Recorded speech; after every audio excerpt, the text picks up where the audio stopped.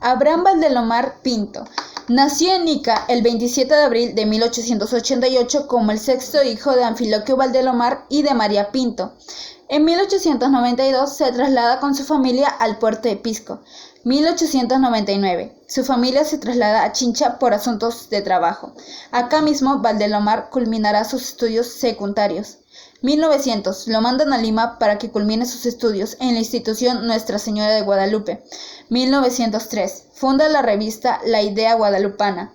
Después de culminar sus estudios secundarios, Valdelomar trabajó como archivero en la municipalidad de Chincha.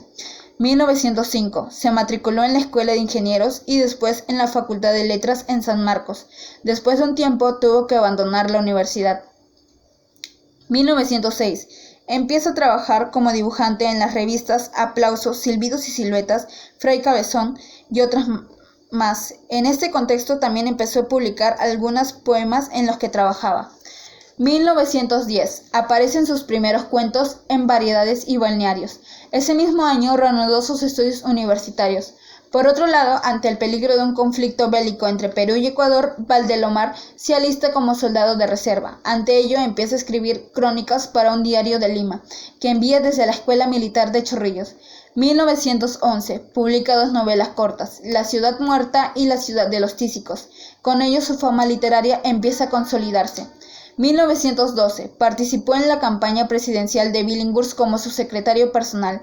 1 de julio de 1913. Tuvo que viajar a Roma, dejando sus estudios de lado, pero cuando llegó a dicho país, los volvió a retomar en la Facultad de Derecho. Escribió Crónicas en Roma para el periódico La Nación en Lima. En este mismo diario publicó El Caballero Carmelo, el cual fue su obra más importante. Ganó un concurso gracias a esta obra. 1914. Valdelomar renunció a su puesto diplomático tras la caída de Billinghurst ante la traición de Benavides. Julio de este mismo año publica El vuelo de los cóndores en La Opinión Nacional. En octubre publica Los ojos de Judas en el mismo periódico. 1915. Se dedica de lleno a la literatura y el periodismo. En julio de este mismo año empieza a publicar cuentos, poemas, ensayos en el periódico La Prensa. Publicó Crónicas Frágiles en La Prensa, donde se hace conocido con el seudónimo del Conde de Lemos. Con la ayuda de José Carlos Mariátegui, publica Los Diálogos Máximos, que eran conversaciones líricas entre ambos, bajo los seudónimos Manilo y Aristipo. Valdelomar era, como así decirlo, el rey del Palais Concert, lugar de moda y donde se reunía toda la juventud intelectual de la época. 1916 fundó la revista Colónida, donde dirigió 3 números. También encabezó un movimiento intelectual que llevó el mismo nombre, Colónida. Este mismo año publicó una selección de sus poemas en Las Voces Múltiples.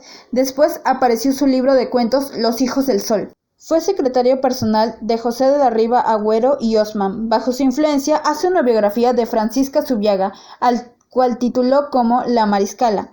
A la edad de 25 años, se enfrentó en un duelo de sable contra Ulloa Sotomayor, el hijo del director de La Prensa.